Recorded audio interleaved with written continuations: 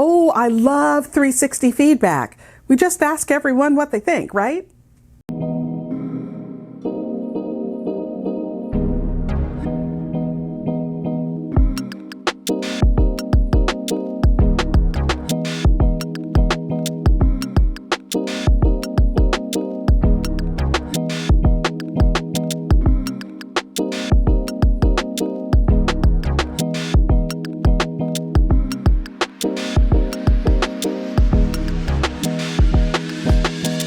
Hi entrepreneurs, I'm Vicky Brown, and you're in the right place if you want to engage your team, boost your business, and grow your leadership muscle.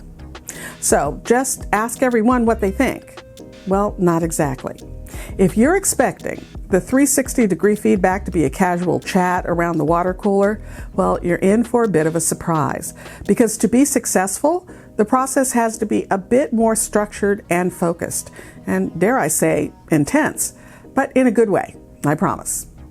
You see, 360-degree feedback isn't just about having folks spill the beans about their colleagues. Nope, it's primarily used to assess soft skills rather than job performance. Now, that means it should complement your quarterly or annual performance reviews. And when you use them together, well, think of it as getting a full picture of an employee, the how they work in addition to the what they accomplish. So what are soft skills exactly? I'm talking about things like organization. Are they on top of their time in project management? Do they pay attention to detail? Creativity is another. Are they problem-solving wizards? Do they think critically? Can they bring originality to their work? Leadership factors in too. Do they make decisions, take responsibility, and display approachability? But that's not all. Let's not forget interpersonal skills. That's a biggie.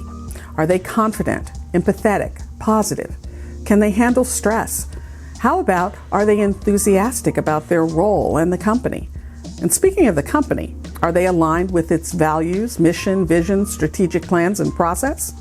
And what about communication? Are they good listeners? How are their nonverbal communication skills? Can they give and receive feedback constructively?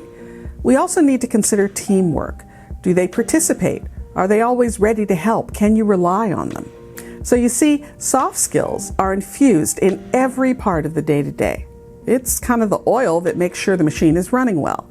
After all, we're talking about people here, and people need to be treated well to do good work.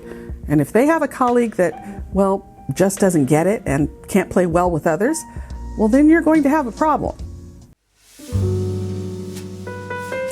But is a 360-degree feedback process the right thing for you and your company now? Well, before you jump in with both feet, I want you to ask yourself a few questions. First, why do you need this? What business problem are you trying to solve? And how will a 360-degree review help you solve that? Second, why right now? What made this a priority? Also, who is it for? Who will be receiving the 360 feedback? Why is it critical that this targeted group be included to best solve your business problem? And most importantly, what outcomes do you expect from your 360-degree feedback initiative?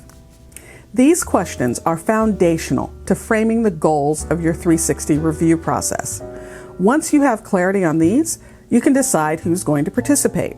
And remember, not everyone might be ready for this, or they may need training to understand how to give and receive constructive feedback. The next thing to think about is the process itself.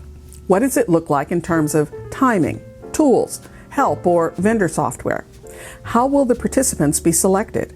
For goodness sake, don't even think of doing everyone right away. Maybe you need to run a pilot first. And maybe you don't need feedback from every colleague that the person works with. For instance, let's say I work with the accounting department and the marketing department. Well, do you really need feedback from everyone in both those departments? How about selecting one or two people in the department that I work most often or closely with? Remember, you're asking that other person to do an assessment, and that takes time, effort, and energy. So choose carefully who and how many you put that burden on. All these considerations will play into how you shape your 360-degree feedback project. Oh, and let's not forget the tool. Choosing the right one can make a huge difference to how well the feedback process works. You want something that's easy to use, but also provides you with the insights that you need. Now, once you've got your tool, it's time to train your people. Everyone involved in the process needs to understand why they're doing it, what's expected of them, and how to provide the feedback effectively. You don't want someone putting more weight on recent interactions. You want a full picture of the whole picture. That's why you have to do a bit of training, because without it, if you just dump them in the deep end, they won't have any idea what to do, and the data that you get back won't help you at all. And then it's time to deploy. Now, I suggest you carefully plan the rollout. And remember, you have to communicate. Why are you doing this? What is the purpose? Who was chosen and why? What is the time commitment? And don't forget to include training time. What are you going to do with the results? Is this a one-time thing, a pilot for a larger program, or will it continue at this size going forward? Okay, finally the reviews are completed. Now the most important thing to remember is to provide aftercare. This can be something like thanking everyone for their participation, following up on feedback, and creating a development plan. After all, 360 feedback isn't just about finding out what people think. It's about using that information to make positive changes. So, while it might seem like a daunting process, with some careful planning and clear communication, 360-degree feedback can be a powerful tool for personal development. Just be sure you take the time you need for planning and execution. If you found this information helpful, please subscribe and share.